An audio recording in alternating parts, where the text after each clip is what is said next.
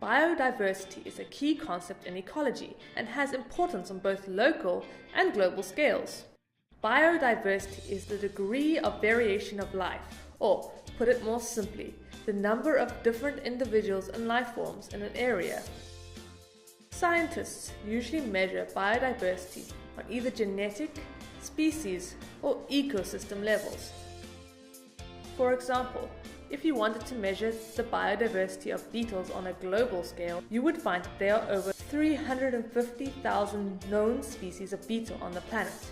However, if you wanted to measure the biodiversity of beetles locally, you might find only up to 10 or 20 species. The reason for this difference is that biodiversity varies greatly with the location, habitat, and species being surveyed. In general terms, biodiversity tends to be highest at the equator and decreases at higher latitudes, i.e., as you get further away from the equator. Knowing this information, where would you expect to find the habitats with the lowest biodiversity? Pause the video and have a think.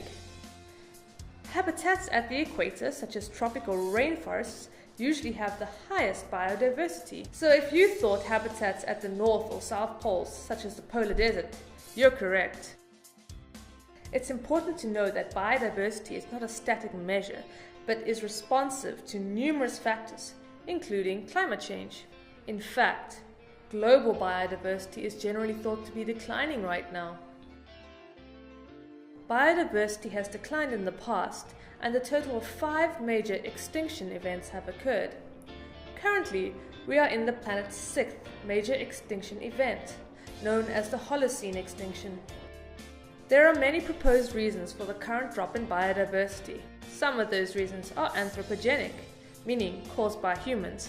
Anthropogenic factors include things like introduced or invasive species, such as the introduction of rabbits to Australia, human-induced hybridization, such as in plants to create optimal species of crop, overharvesting of resources, and global climate change caused by human activities.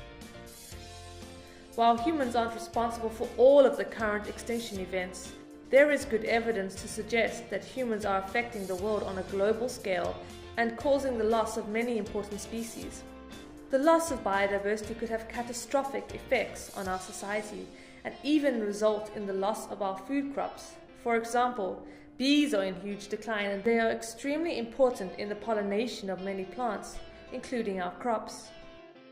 There are lots of ways we can reduce biodiversity loss and even increase biodiversity, such as managing our land better, growing more than one crop, and including plants that encourage insect diversity, and also creating cities with space for other species.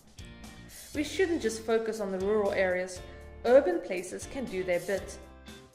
By increasing the local biodiversity, we can help the environment to sustain itself and give it a better chance of withstanding the effect of global climate change. A healthy and diverse ecosystem can withstand and recover from disasters.